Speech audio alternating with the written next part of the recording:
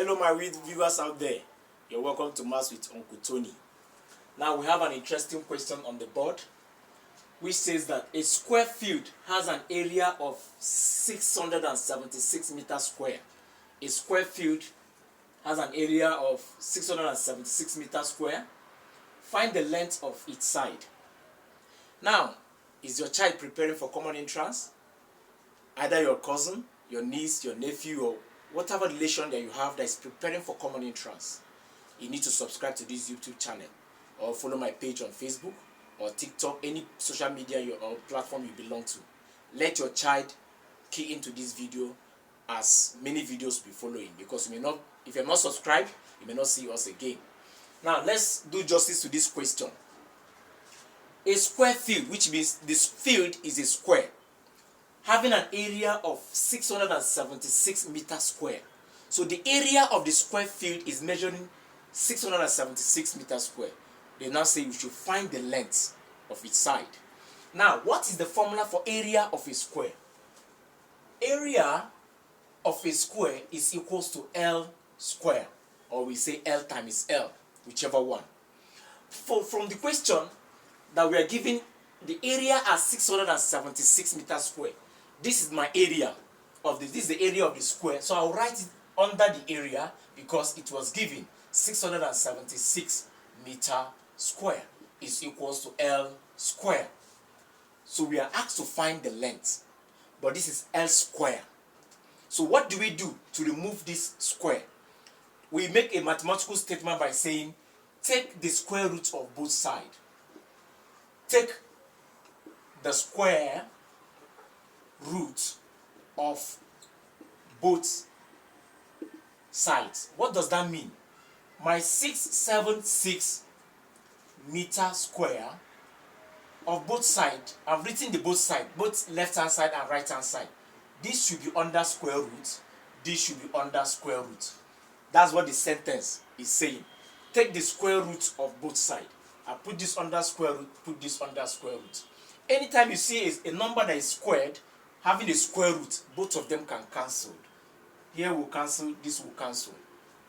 Now we are left with L. Here we are left with L. So let's find the square root of 676.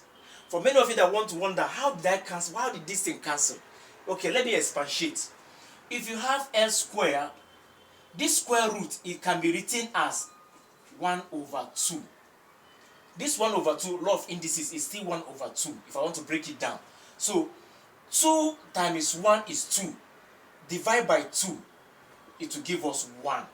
So we see L is raised to power 1, which is the same thing as L. So that is how I got my L. So now let's find the square root of 676. Okay, if you don't know this, if you cannot memorize the square roots of numbers, you can quickly do the factor method, that is using prime numbers to divide. Let's have our 676. The last digit number is 6. If you have been following my video, you discover that it's easy to find out. A child can easily know the numbers to use to divide this number. The last digit number here is 6. 2 can divide it. We pick 2. I don't need to count. A child don't need to count 676, sharing them into 2. No. Pick the number one after the other. This is 6. 6 divided by 2. A child can easily do that. It will give us 3. No remainder. Pick the second number. 7 divided by 2. It will go in 3 times. So 7 can be divided by 2 3 times. Remainder 1. Remainder 1. Carry the remainder 1 and place it behind this 6. But how did I get the remainder 1? Okay, let's do the normal children counting. 1, 2. This is my divisor. Let me divide 7. 1, 2, 3, 4, 5, 6, 7. I'm sharing 7 divided by 2. 1, 2, 3. Have you seen my 3? Look at my remainder 1.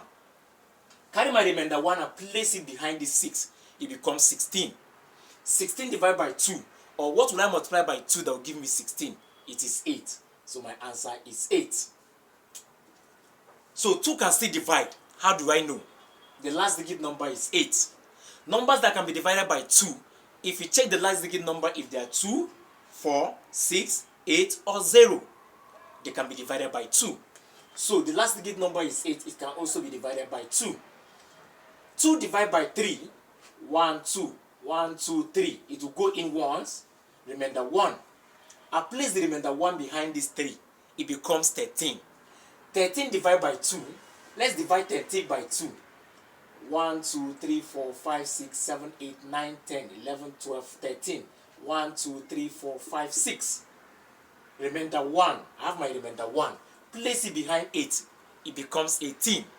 18 divided by 2, it will give us 9. Here is 9. The last digit number is 9, and it cannot be divided by 2. And it also cannot be divided by 3.